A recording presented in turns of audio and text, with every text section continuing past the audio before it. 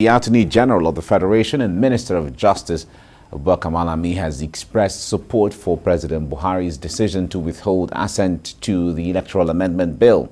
He says mandatory direct primaries for political parties has high cost implications and discriminatory, and that signing it into law will lead to many court cases. President Buhari had, in a letter to the National Assembly, pointed out the high cost of conducting direct primaries. Among other reasons, he withheld his assent to the Electoral Act Amendment Bill 2021. The president had said that it would be better to allow each political party to determine its mode of selecting candidates for election, develop an analyst. That's part of what we'll talk about now. So development analyst and leadership strategist Dr. Johnny Kundayo joins me now to help make sense of this issue and see the way forward as well as the implication of all of this. Dr. Kundayo, nice to see you. Yeah, good morning. And compliments of the season. Compliments. Great. I hope you had a great time celebrating with family. Yes. Okay. I do. Now, I wonder what you make of this this development with the Electoral Amendment Bill. A lot of Nigerians were in support of the bill initially when it was passed by the National Assembly and forwarded to the President, and we're expecting that one way or the other, because it's a collection of so many things. The issue of the primary, direct or indirect primary was just one part of the whole thing. Yeah. But what do you make now? Everything has been returned to the National Assembly.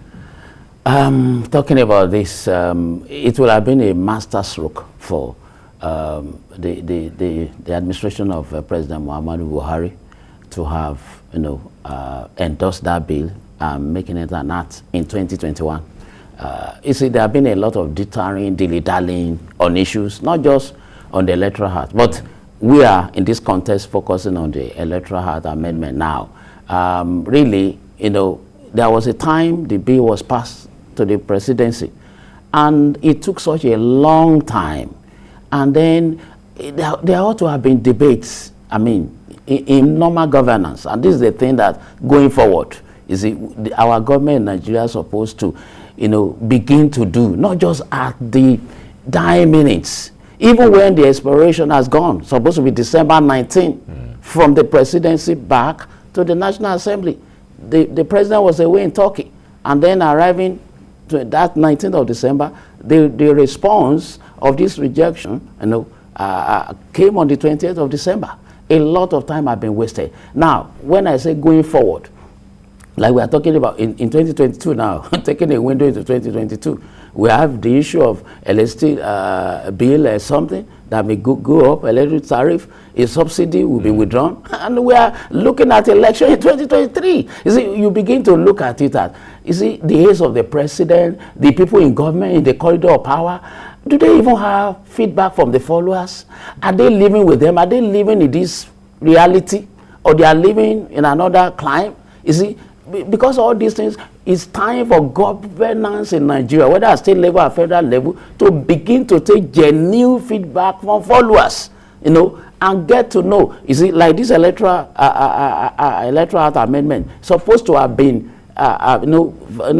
be debated. When the government have all these issues to pump out to us, not at the late hour, and now the National Assembly members, they are all recessed. So that means 2022 again, we'll be talking about the amendment of the bill again. It is not too good for our nascent democracy. It is not too good.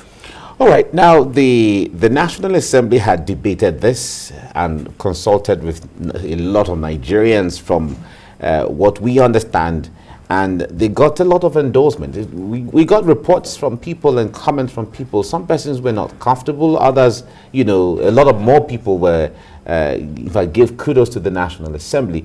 Now that he has gone to the president, and the president has decided not to assent to the bill, the National Assembly, we heard comments from here and there that they will be overriding the president's assent at the time. That if the president didn't sign it, they have the power to do it, but whether they have the capacity to do it and the guts to do it is totally a different thing. What do you see? Well, for me, let me just say it here. I don't see the National Assembly overriding the president. Knowing the antecedents, and it's unfortunate because we have not really seen a kind of robustness, analytical, kind of National Assembly. You see, that we make the executive to sit on the edge of their seat. You see, and it's like, from both sides, like talking about the budget now, the appropriation bill. I was just hearing on the news this morning that will be signed to law on Friday. It's unfortunate. You see, because almost 1 trillion the National Assembly member put inside. So it's like, okay, maybe you do this for me, also I do this for you, kind of thing. Is this governance? You see, so I don't see them having the temerity, having the capacity to say they want to veto it. I don't see it happening. I don't see it coming. You see, because maybe the opposition party will have wanted to say, okay, we all unite together. But then they don't have the majority in both the Senate and even the House of Representatives. So for me, I don't see it coming. With the body language of the present National Assembly, I don't see it. You see, so that's my take on that. Let's create a mind scenario of the possibility. You say you didn't see it coming, but let's assume that the National Assembly goes ahead to do that. What do you see playing out after that time? Well, if it happens, for me, if it happens, I'll give them a thumb up for that. You see, that we are now coming up. You see, because the president, the incumbent president, was a beneficiary of the direct primaries in 2019, not in 2015, but in 2019. So, and to now turn around and then we are giving excuse, it's discriminatory, like what the Attorney General of the Federation and Minister of Justice wanted to make us to just allow clients sake and say, well, we follow the law of your argument. To me, it's sporadic. To me, it's just pedestrian. It's that kind of because when you are saying it's costly. Now, that's what we call cost-benefit analysis. Look at the cost. Many things are costly, but then we still do it. We still get them. We still purchase them.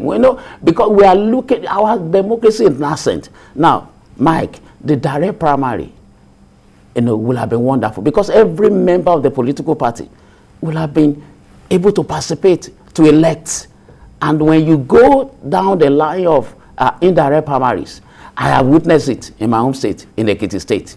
Yes, I witnessed it closely at close quarters. Oh my God, it is more of money induced that are not factored in when you say it's now costly. You say candidate giving as much as 200,000, 300,000. I don't want to go further. Candidates giving. Now, when it happens in other states like in Rivers State and other states in Lagos State, do you know what will be happening? So, but when it's direct primary, you allow the structure of the political parties, artisans, professors, the teachers, all kinds of people, professionals, to partake in electing. It's more democratic in electing their candidate for the primary. Because we know the primaries are actually the crux of the matter. You see, the two political parties, APC, PDP, once they have their candidates, it's either of them coming, especially at the presidential level. We have seen it from 1999 till now. So that is, for me, I vouch for direct primaries because it's all inclusive. It's pluralistic. It goes across the party lines, and it will have been much more democratic. When we talk about costs, when we look at the benefit as well, I think we should have gone. All right. Now, the argument from the side of the government is the issue of political parties having the independence and the rights to express their political party and the powers they have the way they want. Now, we've seen, in fact, even the ruling party have done, the political party, the ruling political party has done the direct primary, like you said, sometime before. Yeah. They've done the indirect primary, but they've expressed themselves on both sides before. So the point there is, if we, from what they're saying, if they force all political parties in Nigeria, irrespective of whether you're ruling or the least party and all of that, well, in the eyes of the law, all parties are equal. But if you have to make all political parties to have compulsorily or mandatorily have direct primaries, wouldn't that be taking the independence of political parties away from them? I don't see it that way, Mike. Okay. You know, because you know what? You see, our democracy is nascent, for crying out loud. I will keep on saying that. You see, there are a lot of things to still, you know, regulate, to moderate. You see, and that is why the National Assembly will have helped us in this. And the present government also will have helped us. You see, because our own politics in Nigeria is so much, you know, is so much monetized.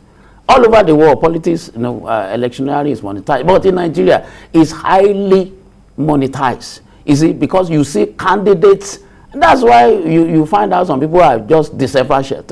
You know, they don't want even to come in to say they want to contest, because like somebody wants to go to National Assembly now and contest, and you be expected to have 500 million, 1 billion, war chest of funds. You want to be a governorship candidate of a major political party in Nigeria. You are not even for you to buy the form itself. You see, so all these things are heavily monetized. So many of us that have ideas, we can't even come in. So, but if we begin now to make this inclusive, by which we want to select, we want to elect, not even select. You see, because when it comes to indirect primaries, it's more or less like selecting. You see, because the candidates are known. Okay, I know, for instance, in my home state, maybe how many candidates are there? Maybe 400. I'm not sure now. There's that number, but the numbers are limited. Okay, fine. The politicians know a way of fixing them.